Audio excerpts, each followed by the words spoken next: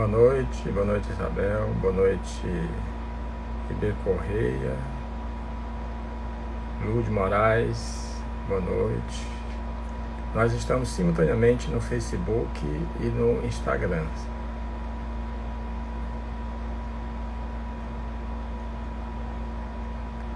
Mas esse barulho vai ter que ficar porque o calor está grande.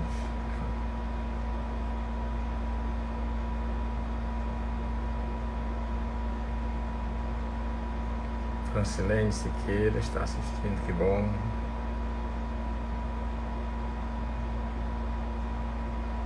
A Priscila Feijó,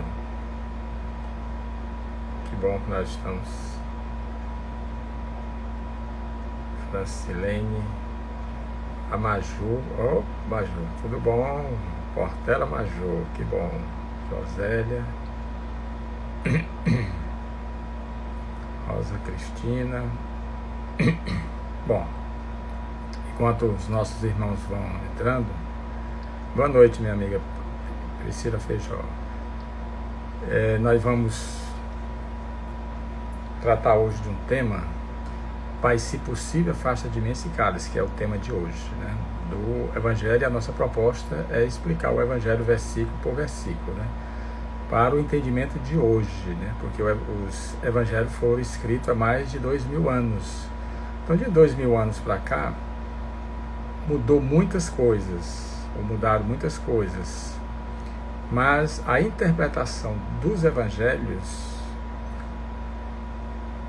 eles, com certeza, houve mudanças, mas na interpretação real, nós captando a moral que Jesus Cristo deixou em cada ensinamento, Por isso é que ele revestiu todos os seus ensinamentos em forma de parábolas, alegorias, para que nós, assim, pudéssemos compreender. Ao interpretar uma história que ele costumava contar, nós buscássemos a moral. E a moral sempre é aquela de nos levar ao autodescobrimento, certo?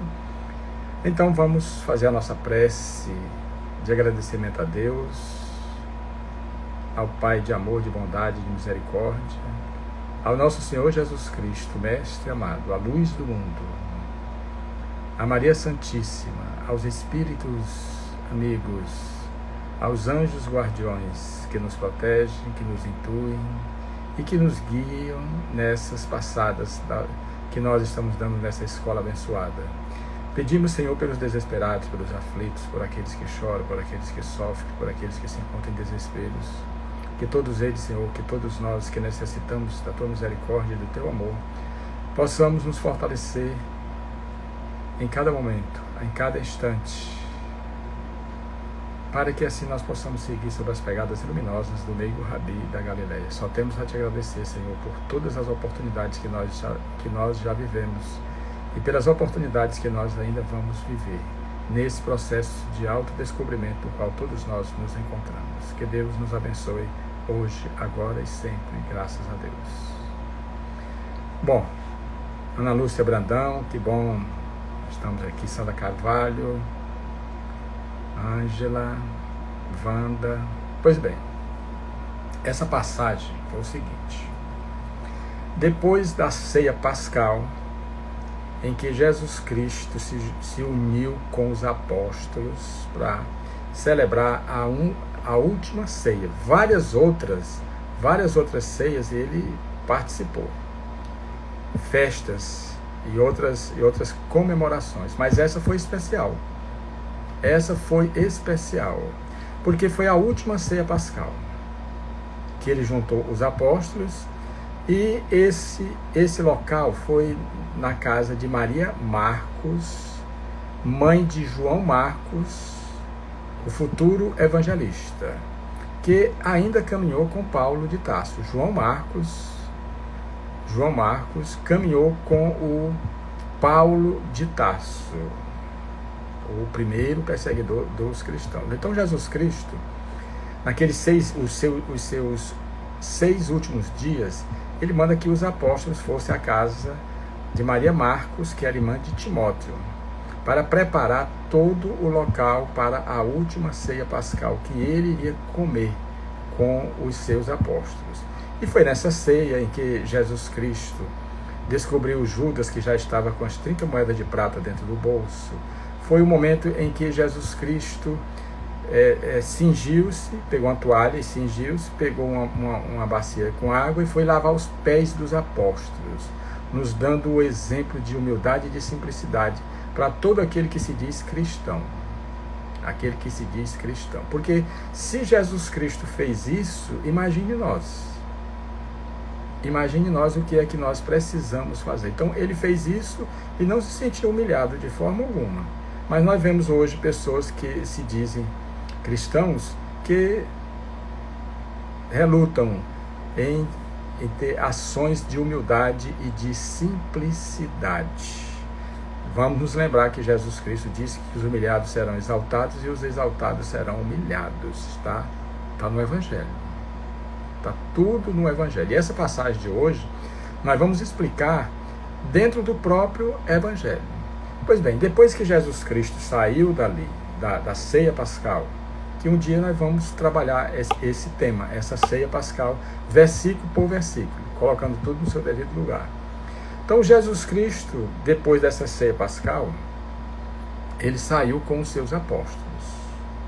Ele saiu com os seus apóstolos. Judas já não estava mais ali com eles. Que vocês se lembram que Judas saiu depois que foi descoberto e que Jesus Cristo deu o bocado do molhado para ele, ele saiu. Por quê? Porque ele, quando vendeu Jesus Cristo por 30 moedas de prata, que era o preço de um escravo, ele combinou com os doutores da lei que iria entregá-lo, porque Jesus Cristo sabia que todas as vezes quando ele estava ali em Jerusalém, ele não passava, ele não pernoitava ali, e sim na granja dos irmãos de Lázaro, Maria e Marta, em Betânia. Mas em Betânia ficava o Monte das Oliveiras. Em Betânia ficava o Monte das Oliveiras. E era o local onde ele costumava subir ao monte, também chamado Getsêmani, o lugar do azeite. Ele costumava ficar lá para fazer as suas orações. Isso quer dizer o quê? Um espírito da envergadura moral de Jesus Cristo, governador espiritual do nosso planeta. O espírito que diz, eu e o Pai somos um, necessitava das orações.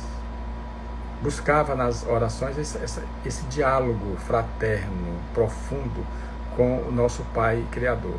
E nós aqui na Terra, nós temos as nossas dificuldades para fazer as nossas orações. Quando nós temos algum problema, nós preferimos muitas vezes nos revoltar do que buscar, através da oração, o conforto para as nossas almas.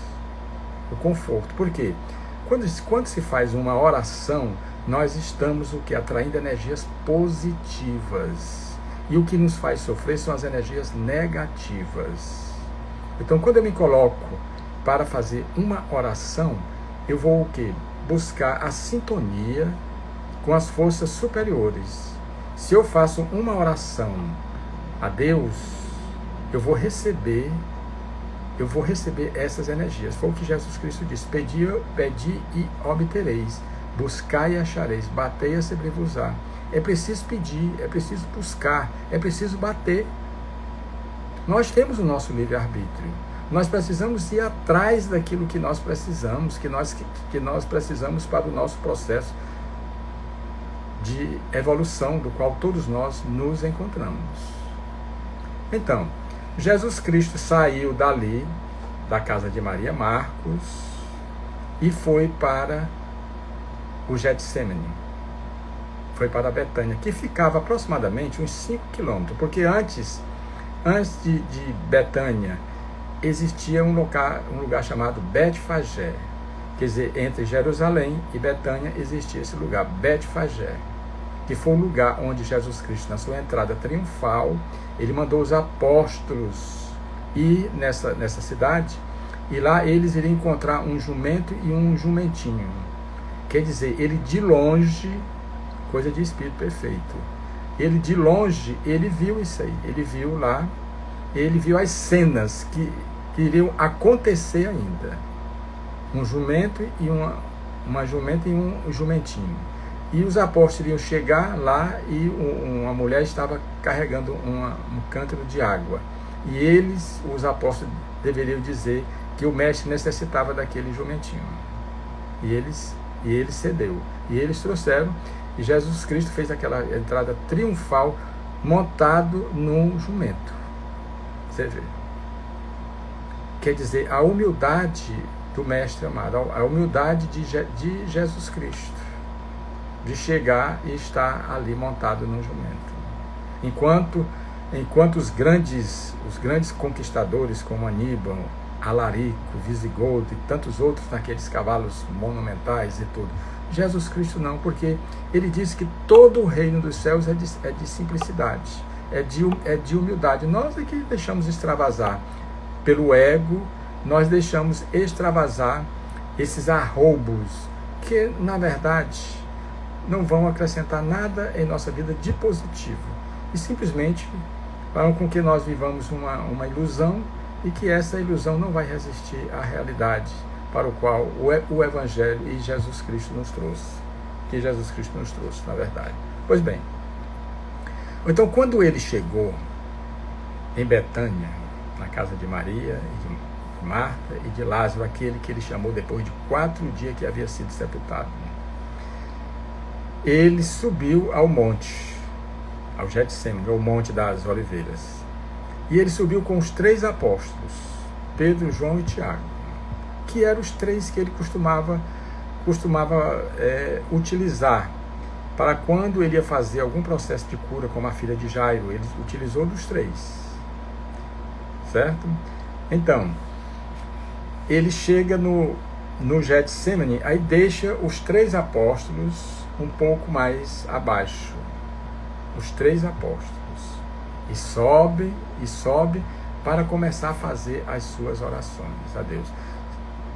Eram os últimos momentos que ele estava vivendo na terra, os últimos momentos, porque ele já sabia que Judas havia ido até o Sinédrio para lançar mão da guardas, dos esbirros do Sinédrio, para ir prender a Jesus Cristo. Prender. Então Jesus Cristo está ali e em dado momento ele chega e diz, depois das orações, das preces e tudo mais, ele disse, Abba, isso está em Marcos 14, 36, Marcos 14, 36, capítulo 14, versículo 36. Ele diz, Abba, Pai, todas as coisas te são possíveis, afasta de mim esse cálice, não seja, porém, como eu quero, mas como tu queres. Vocês já imaginaram? Jesus Cristo, um Espírito perfeito, todo o poder me foi dado no céu e na terra, todo o poder. Como é que nós podemos entender esse homem, esse Espírito, através de Marcos, chegar e dizer, Pai, se possível, afasta de mim esse cálice? Como se ele fosse um espírito ainda não evoluído, não perfeito, e está sentindo o momento, pedindo a Deus que afastasse o cálice que ele estava para beber naquele momento. Será que Jesus Cristo disse realmente isto? Será que Jesus Cristo tinha as fraquezas humanas como nós temos as nossas fraquezas? Será que ele diria isso? Porque testemunhos valiosíssimos ele daria para nós, ele deixaria para nós, porque ele mesmo disse, eu sou a luz do mundo. Como é que ele é a luz do mundo e pede para que Deus afaste o cálice dele? Ou então nós poderíamos também pedir para Jesus Cristo para afastar o nosso cálice também, do cálice das nossas expiações.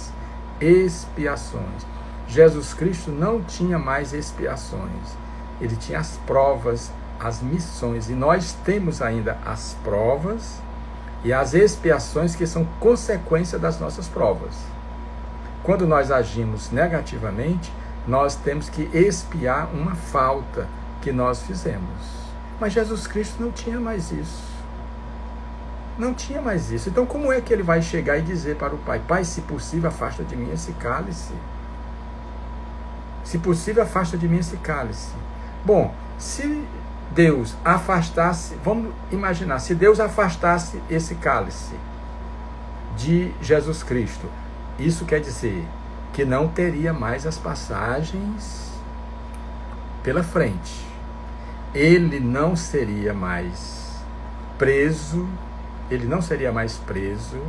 pelos esbirros do Sinédrio, não teria mais aquela apresentação no Sinédrio entre Anás e Caifás, ele não seria mais julgado por Pôncio Pilatos, ele não carregaria mais a cruz, não seria crucificado e deixaria de dar os testemunhos mais valiosos da sua missão aqui na Terra. Porque o que pereceu foi o corpo físico, não foi o espírito. O espírito é eterno. O espírito, ele é eterno. O corpo não, o corpo é perecível. O corpo, ele é perecível. Ou então, nós precisamos entender, por isso é que Paulo em Gálatas, ele disse, olha, a letra mata, o espírito é que vivifica. Isso Paulo entendendo o Evangelho. Entendendo o Evangelho. Então não está claro, se Deus afastasse o cálice representa a missão ou a expiação de cada um de nós. Aquilo que nós viemos fazer, e diante das lutas, diante dos esforços, movido pela nossa fé, nós esvaziamos esse cálice. É a proposta que Jesus Cristo nos deixou. Então, afastar esse cálice não tem sentido, porque aí Jesus Cristo não terminaria sua missão, e nós também poderíamos pedir a Jesus Cristo, Senhor, tu pediste a Deus, Deus tirou o cálice, então tu pode também tirar o meu cálice. E como é que eu vou chegar à perfeição se eu não beber do cálice que eu preciso beber? Se nós não bebermos, no caso, então precisamos buscar no Evangelho, na razão, o que o Evangelho quer nos dizer. Porque sabemos que os Evangelhos, eles foram escritos depois de 30 anos. O último foi quase 50 anos, que foi o de João. Então, muito tempo passou. Houve muitas deturpações, interpolações, interesses de cada religião, porque o Evangelho em si, ele não tem religião. O Evangelho não foi feito, os ensinamentos de Jesus Cristo não foram dados para uma religião A ou B ou C, não. São ensinamentos universais, e que nós precisamos desses ensinamentos para que nós alcancemos assim ao reino dos céus, que não está fora, está dentro de nós. É por isso que Jesus Cristo disse das duas portas, a porta larga e a porta estreita. A porta certa é a estreita, das dificuldades. Na verdade, todos nós vamos ter que beber desse cálice. Todos nós estamos bebendo. Vamos podemos recusar de beber esse cálice, mas isso não quer dizer que nós não vamos beber. Porque Jesus Cristo bebeu, por que nós não vamos? Por que nós vamos beber? Nós não vamos beber desse cálice, certo? Então, esse foi o primeiro momento em que Jesus Cristo subiu e os apóstolos ficaram ali no lugar mais baixo. E depois que Jesus Cristo fez as primeiras confabulações com Deus, ele disse isso: Pai, se possível, afasta de mim esse cálice, mas não seja como eu quero, mas como tu queres. Se nós formos interpretar o pé da letra, a gente vai ver uma fraqueza de Jesus Cristo. Mas não, de forma alguma. Eu não entendo dessa forma, desse cálice, que ele rejeitou o cálice. Sabe por quê? Nós vamos ver isso na frente aqui. Bom, depois disso ele voltou e foi onde os apóstolos estavam, e os apóstolos estavam dormindo. E ele reclama depois, porque os apóstolos estavam ali. Nem naquele momento eles poderiam estar com ele. Quer dizer, fortalecendo, vamos assim dizer. E ainda a segunda vez orou dizendo, ele voltou, viu que os apóstolos estavam dormindo e não quis incomodá-lo e voltou. E ainda a segunda vez orou dizendo, Pai, se esse cálice não pode passar de mim sem eu beber, faça-se a tua vontade. Quer dizer que de acordo com o evangelista Mateus 26:42, nesse caso, assim, por ele aqui, interpretando ao pé da letra, Jesus Cristo já estava cedendo. Bom, Pai, se eu não posso deixar de beber esse cálice, então pronto. Então pronto. Quer dizer, não soa bem, mesmo que a gente queira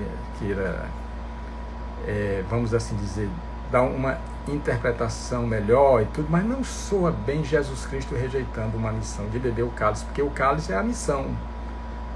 É a missão de cada um. O cálice é uma simbologia que Jesus Cristo utilizou, do qual nós vamos ter que beber desse cálice, das experiências que nós estamos vivendo, que nós estamos bebendo. E temos que esvaziar esse cálice. Então todos nós, quando vamos reencarnar aqui no mundo, nessa escola abençoada que Deus nos matriculou, nós já nos conscientizamos da necessidade de beber desse cálice, que são as experiências que nós estamos vivendo neste momento. E como eu já falei, a gente pode recusar de beber esse cálice agora, mas não quer dizer que nós não vamos beber, de forma alguma. Por isso devemos nos lembrar o que Jesus Cristo disse, que o semeio é livre, agora a colheita é obrigatória. Então, pelo semeio é que nós vamos saber o que é que nós vamos beber nesse cálice, que representa, como eu já falei, as experiências que nós precisamos viver aqui nesse mundo, nessa escola abençoada. Bom, mas Jesus Cristo, através de João 18:11, nós vamos ter a prova agora, como houve deturpações na hora de se escrever. Naquela época de Jesus Cristo, a dificuldade para se escrever era imensa. Não tinha o papelzinho A4 hoje, né? Chamex e tudo, né? Não tinha essas canetas esferográficas boas e tudo, aqueles grafites, não tinha nada disso. Você, para escrever, você precisava matar um bode, espichar o couro e passar 30 dias curtindo esse couro, para depois você escrever. E não tinha vírgula nem ponto, tudo era junto. Você vê a dificuldade. Então não tinha condição de você apagar. Então, quando começaram a surgir os primeiros pergaminhos, aquele que recebia esse pergaminho, ele tinha a responsabilidade de comprar um couro, depois escrever ali, passar, né, aquele evangelho, ou de Mateus, ou de Lucas, e de João, Mateus, né, ele passaria para frente. Mas só se houvesse um erro nessa cópia, esse erro iria ficar, porque ele não iria pagar. Ele não ia perder também um couro de bode. Ou qualquer uma outra anotação que ele fizesse lá embaixo, o outro copista não iria saber que aquilo ali são apenas anotações. E aí eles encaixavam tudo como se fosse Jesus Cristo tivesse falado aquilo. Agora, depois que Gutenberg inventou a máquina de fazer os livros, né, é que se você tirar 1000 livros, 1000 livros vão ficar iguais. 2.000 livros, 10.000 livros, 100.000 livros. Naquele tempo não, nos pergaminhos não, de forma alguma. Por isso é que nós precisamos interpretar todo o evangelho no prumo do amor. No amor, porque todo o evangelho é amor. Quem interpretar o evangelho fora do amor não está com Jesus Cristo. Não está com o evangelho que o Mestre amado veio nos oferecer, de forma alguma. Deus é amor. Jesus Cristo é esse amor que nós precisamos vivenciar, certo? Então, em João 18:11, naquele momento, já alguns momentos depois, onde Judas estava à frente, e quando Jesus Cristo ouviu suas passadas lá embaixo, em Betânia, ele já com os esbirros, e Judas tinha o quê? Judas tinha combinado com os soldados: aquele a quem eu o beijar, é esse o homem. Quer dizer, ele vendeu como uma mercadoria e ainda foi entregar através de um beijo. Então Jesus Cristo chega e desperta os apóstolos, que eis chegado a sua hora, que o traidor está chegando, que era justamente Judas Iscariotes. E Judas, como ele já tinha combinado com os esbirros, chega para Jesus Cristo e lhe deposita um beijo. E Jesus Cristo, olhando para Judas, disse: Judas, com um beijo tu traz o Filho do Homem. E Judas, com certeza, ele se desconcertou. Com certeza ele se desconcertou. Então, como ele já tinha dado tipo uma senha, depois que eu beijar pode pegá-lo. E os esbirros, soldados, chegaram para pegar Jesus Cristo. Mas só que Jesus Cristo, vamos assim dizer, ele tinha um campo magnético, um campo de defesa. E quando os soldados chegaram, foram pegar, eles recuaram, devido às energias poderosas do Mestre amado. Eles recuaram. E foi preciso que Jesus Cristo permitisse que ele chegasse até onde o Mestre estava. Mas só que nisso aí, Simão Pedro, Simão Bar-Jonas, filho de Jonas, na sua impetuosidade, ele pega um facão, que não era espada, quem usava espada eram os soldados. Pedro pega um facão e corta a orelha de Malco. Corta a orelha de Malco. Aí é que João 18:11 disse: Mas disse Jesus a Pedro: Põe a tua espada na bainha, reclamando da atitude de violência de Pedro perante Malco, que foi justamente o soldado que ele cortou a orelha. Põe a tua espada na bainha. Não beberei eu o cálice que o Pai me deu? Está aí a explicação. Por isso que eu digo sempre que o Evangelho explica a si mesmo. Se nós buscarmos as passagens, nós vamos encontrar a explicação. Foi por isso que nós aqui escrevemos o Evangelho em 2 volumes, explicado versículo por versículo, e que nós denominamos o Evangelho do Autodescobrimento. Então existe esse Evangelho em 2 volumes, o Evangelho do Autodescobrimento, explicado versículo por versículo pelo próprio Evangelho. Pelo próprio Evangelho. Então o Evangelho se explica a si mesmo. Então não está bem claro quando Jesus Cristo disse a Pedro: põe a tua espada na bainha, reprovando a ação do apóstolo. Não beberei eu o cálice que o Pai me deu? Então, não está aí a prova? Que Jesus Cristo tinha consciência de que ele precisava beber desse cálice para deixar o exemplo para nós. Ou então, como é que ele vai recusar? Como é que ele vai pedir para Deus afastar o cálice dele por 2 vezes? Tem sentido nós interpretarmos ao pé da letra? Não tem, de forma alguma.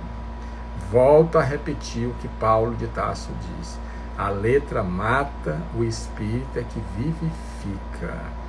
Como eu já falei, não teria sentido nenhum Jesus Cristo, ou Deus, afastar esse cálice de Jesus Cristo. E esses testemunhos, os últimos testemunhos de Jesus Cristo, são os mais valiosos. Porque quantas vezes nós não queremos recusar a carregar a nossa própria cruz? Quantas vezes nós reclamamos, nós nos revoltamos de carregar a nossa própria cruz que nós mesmos construímos? Que nós mesmos construímos. A cruz que nós carregamos não é aquela cruz de madeira, não. Ela simboliza a cruz das dificuldades que nós mesmos criamos para nós. Não foi ninguém que criou as dificuldades para nós. Somos nós mesmos através das nossas ações. Através das nossas ações é que nós criamos as nossas dificuldades. Criamos a nossa cruz. E somos nós que temos que carregar a nossa cruz. Ah, mas a gente encontra um Simão Cirineu lá próximo já do final, né? Mesmo que Simão Cirineu ele não quisesse carregar a cruz. Mas tem gente que ajuda a nós a carregarmos a nossa cruz. Então nós não podemos de forma alguma botar a culpa nos outros. Não, de forma alguma. Devemos sim colocar a culpa em nós mesmos, nas nossas ações. Pelo livre-arbítrio, nós temos a opção de escolher o que é certo e o que é errado. O que é certo e o que é o errado. Porque nós temos condições de fazer o que é certo. Porque nós somos filhos de Deus. Nós somos essência divina. Agora, as nossas ações não são compatíveis com as ações de Deus. E é justamente por isso que nós estamos nessa caminhada, nessa busca incessante, para vivenciarmos os ensinamentos e os exemplos que o nosso Senhor Jesus Cristo nos deixou. Nós não podemos fugir da verdade, não. Por isso é que Jesus Cristo disse: conhecereis a verdade e a verdade vos libertará. Vos libertará. Que verdade é essa? É essa verdade do amor, da caridade, do perdão. Porque sem o amor, a caridade e o perdão, nós não temos condições de nos fazer felizes, de forma alguma. Nós devemos entender que Jesus Cristo veio nos chamar para a viagem para dentro, do autodescobrimento que nos levará à autoiluminação. Não foi para a viagem para fora. E também não foi para que nós vivêssemos todo o nosso tempo aqui na terra. Porque senão ele não teria dito: há muitas moradas na casa do Pai. Eu vou para vos preparar o lugar, para que onde eu esteja, vós estejais também.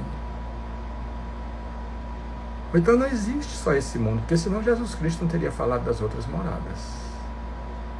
Quer dizer, moradas melhores do que essa, onde nós estamos. E que, seguindo pelas suas passadas, nós vamos chegar a essas moradas que ele veio nos anunciar. E essas moradas, na verdade, não são físicas. Essas moradas são interiores. Através do autodescobrimento, nós vamos alcançando essas moradas que são estágios energéticos. São estados vibratórios que nós estamos galgando, nós estamos conquistando a cada momento, a cada instante. Então, para a gente ver como o Evangelho, a explicação dentro desse autodescobrimento, dessa autoiluminação, ela é mais plausível do que essa interpretação feita através das ilusões e das fantasias do mundo, da posse, do ter ao invés do ser. Por isso é que Jesus Cristo nos ensinou a amontoar os nossos tesouros não aqui na terra, mas no céu, onde as traças e a ferrugem não destrói, os ladrões não desenterram e roubam. O céu é o estado da alma. O inferno também, a gente pode estar no céu, no inferno, em qualquer lugar. Nós é que escolhemos. Certo? Então essa é a realidade, certo? Que o Evangelho nos mostra. Então nós vamos ver outra passagem aqui, para fortalecer, é que em Mateus 20, 20, a mãe dos Zebedeus, João e Tiago,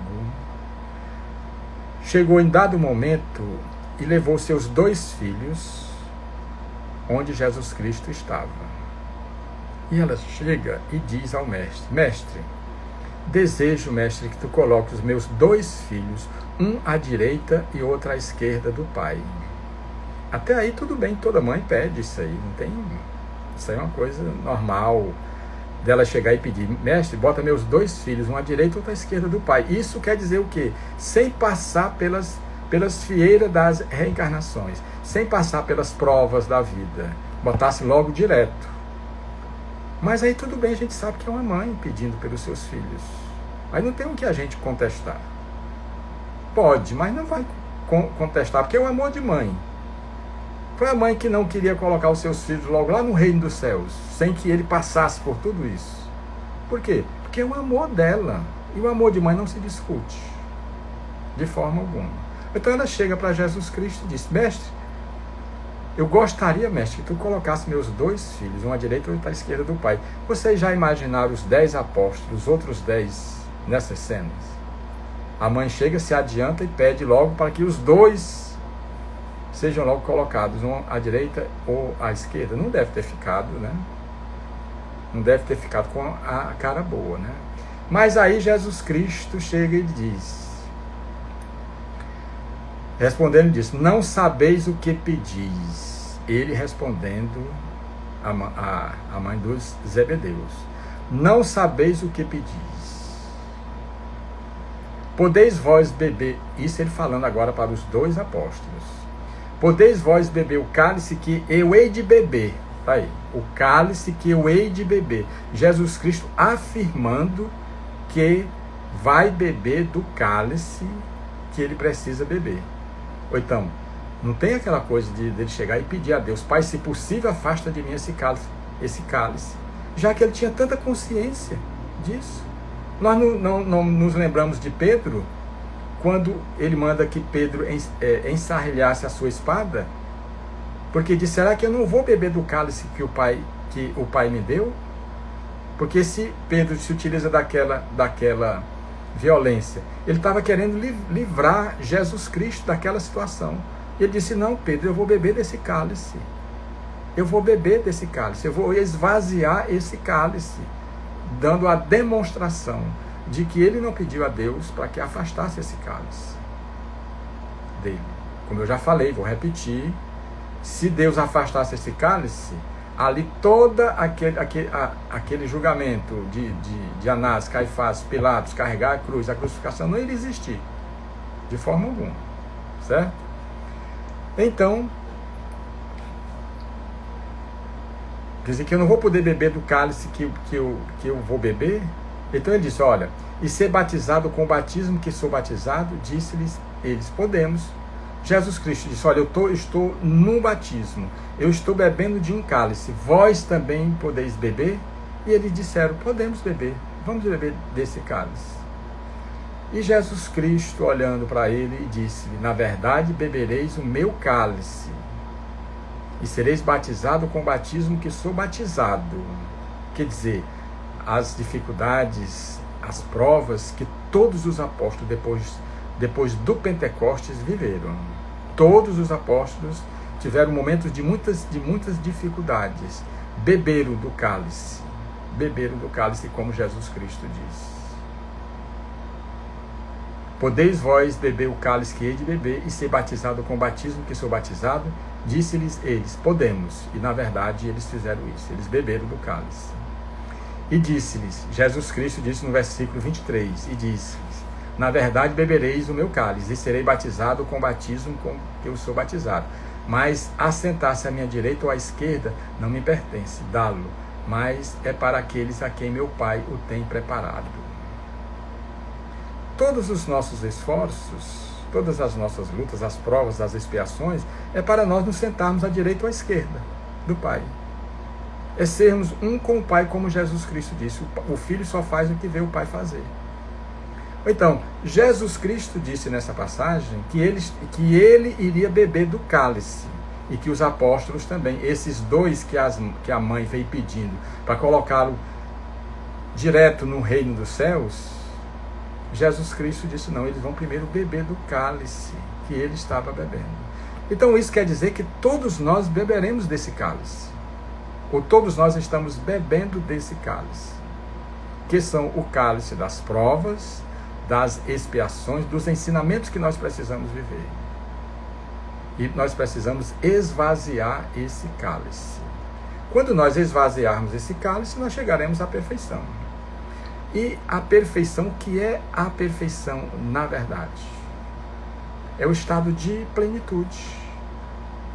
É o estado de plenitude espiritual.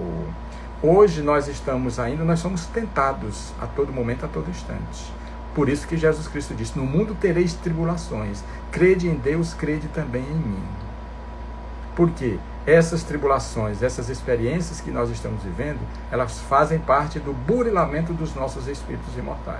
É como um diamante. Um diamante, para brilhar, precisa passar pelo burilamento. E nós também estamos vivendo esse momento, esse burilamento espiritual. Para tirar o quê? O orgulho, o egoísmo, o ódio, a vingança, que nós ainda guardamos dentro dos nossos corações. E que tem nos atrasado na nossa felicidade, na nossa paz. Não há felicidade, não há paz com orgulho, egoísmo, ódio e vingança dentro dos nossos corações. Porque tudo isso são energias negativas. são energias negativas. E as energias negativas não podem nos dar a felicidade verdadeira e a paz verdadeira. Nós precisamos mudar de frequência. Buscar as frequências mais altas, que somente o amor, a caridade, o perdão. Aí é que chega aquele momento. Perdoar 7, não só 7 vezes, mas 70 vezes 7. Aí os desafios. Os desafios de cada um de nós. Quando alguém nos bater numa face, apresentar também a outra. Ah, não, de forma alguma. Perdoar já é difícil, a pessoa apresentar outra face. Mas quando Jesus Cristo disse isso, ele disse que nós não devemos retribuir o mal com o mal, e sim o mal com o bem. Como é que nós queremos ser um espírito perfeito se nós não temos a capacidade de perdoar o nosso irmão? Perdoar o nosso irmão é sair da frequência dele. Sair da frequência dele. Pronto. Eu não posso exigir que meu irmão me perdoe. Não, perdão não tem isso. Não tem barganha. Eu tenho que fazer a minha parte. E pronto. Então, é importante que nós atentemos para isso. E não deixemos de beber o cálice que nos foi oferecido, o cálice da nossa redenção espiritual. Então, vocês observaram como o próprio Evangelho se explica. Se Pedro cortou a orelha de Malco, que Jesus Cristo colocou no local, e depois ele disse, será que eu não vou beber do cálice? E também quando a mãe dos Zebedeus chega para falar com ele, e que Jesus Cristo atesta que eu vou beber do meu cálice. Eu vou beber o meu cálice, como vós também vão beber. E como todos nós,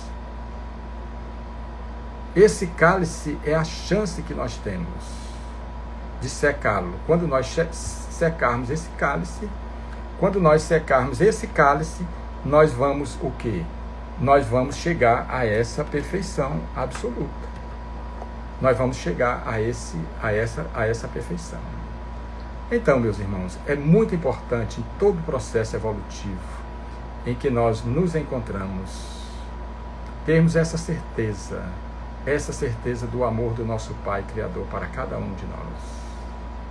Para cada um de nós. No Salmo 116, 13, nós vamos encontrar o salmista dizendo, tomarei o cálice da salvação e invocarei o nome do Senhor.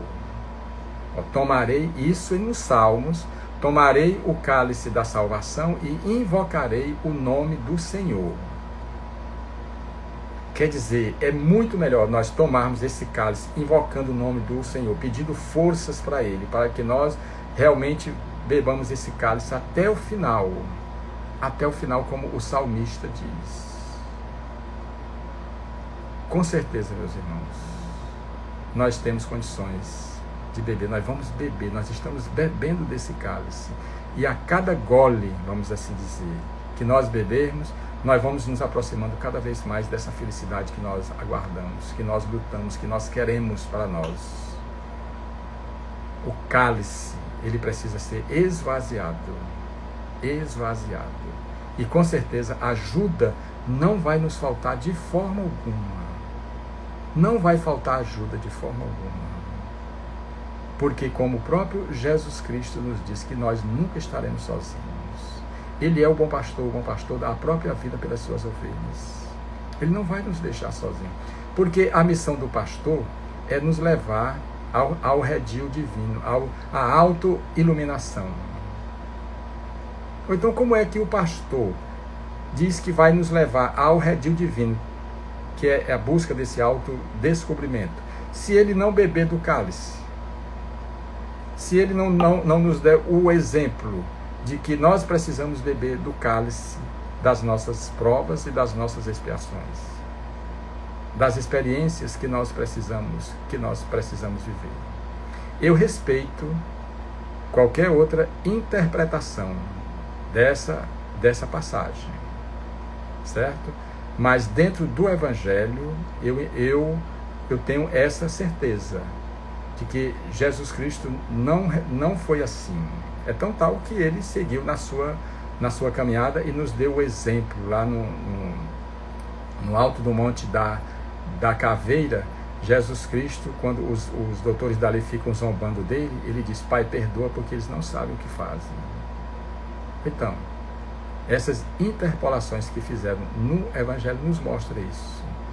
Que eles nesse caso, assim, eles deturparam para fortalecer os seus pontos, as suas convicções.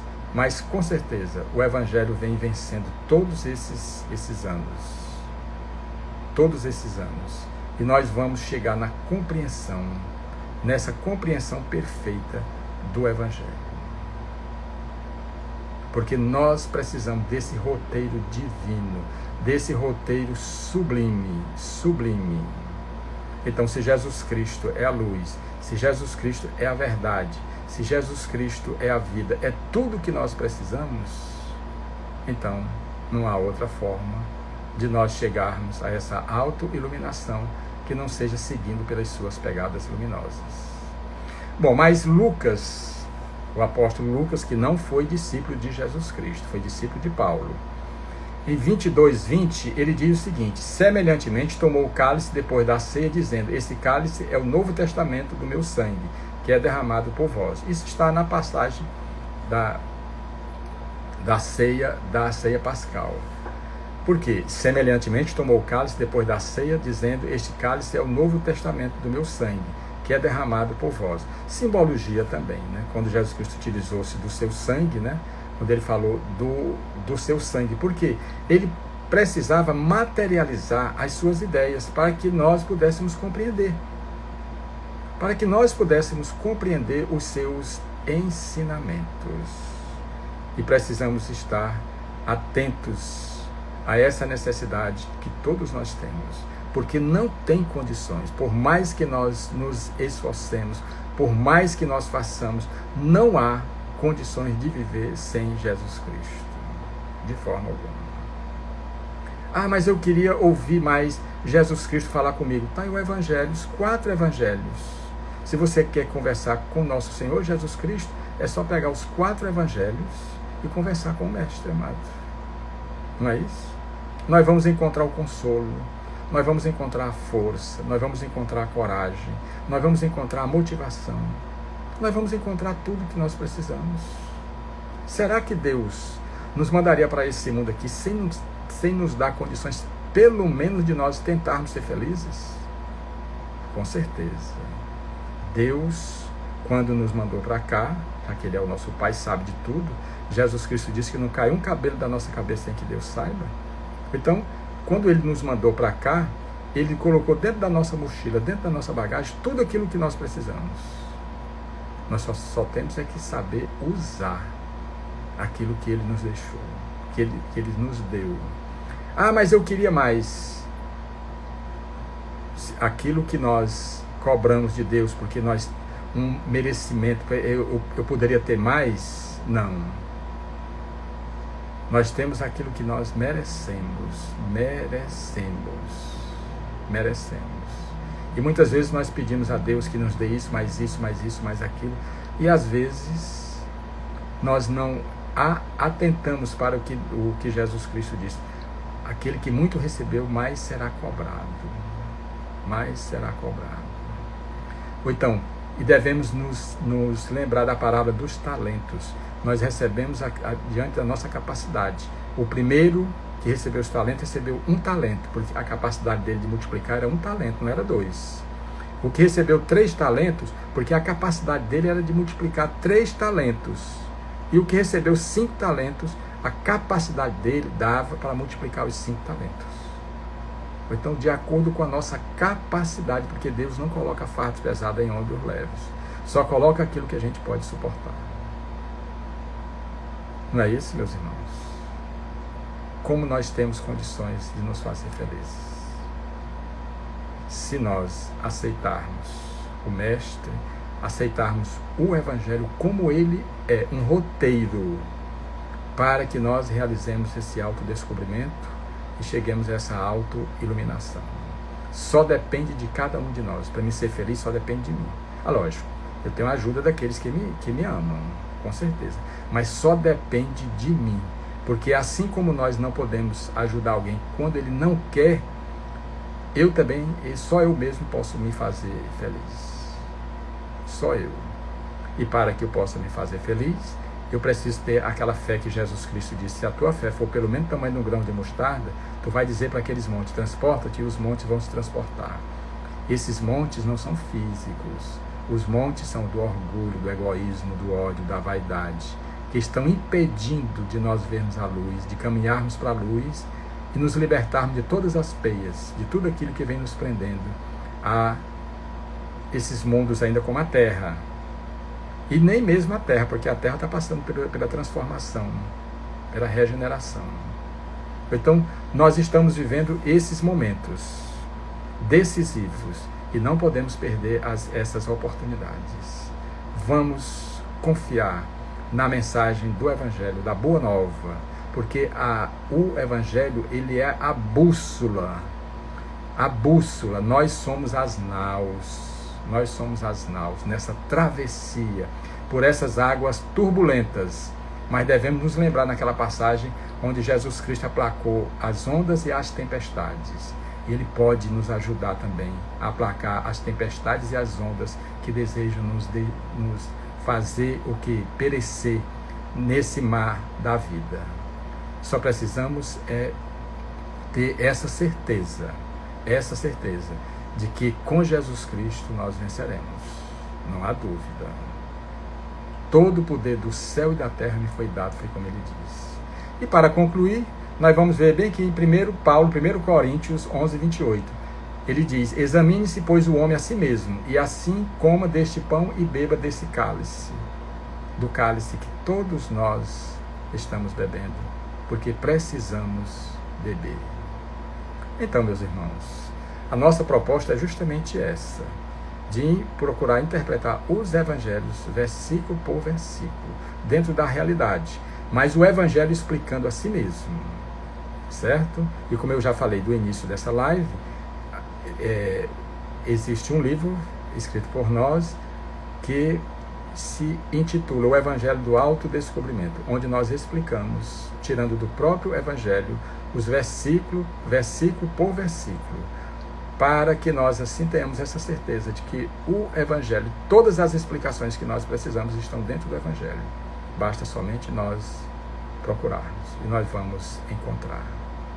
Então, que nós possamos continuar lutando por essa paz verdadeira, a paz que Jesus Cristo diz: minha paz vos deixo, minha paz vos dou, não vou-la dou como o mundo dá. Então, a paz de Jesus Cristo não está alicerçada nos bens materiais, mas nos bens espirituais. Que bens espirituais são esses? O amor, a caridade, a humildade, a simplicidade e o perdão. Não há como fugir disso. Nós podemos até continuar fugindo, mas um dia nós vamos deixar de fugir e seguir pelas pegadas luminosas do meigo Rabi da Galileia. Então, meus irmãos, desejo mais uma vez para vocês agradecer por essa participação e que nós, na próxima semana, nós estejamos aqui novamente, buscando no Evangelho as suas energias para nos fortalecer diante das tempestades, diante das dificuldades que nós vivemos, mas que elas são importantes para o burilamento dos nossos espíritos imortais. Então, mais uma vez, obrigado a cada um de vocês e gratidão. Que Deus nos abençoe hoje, agora e sempre.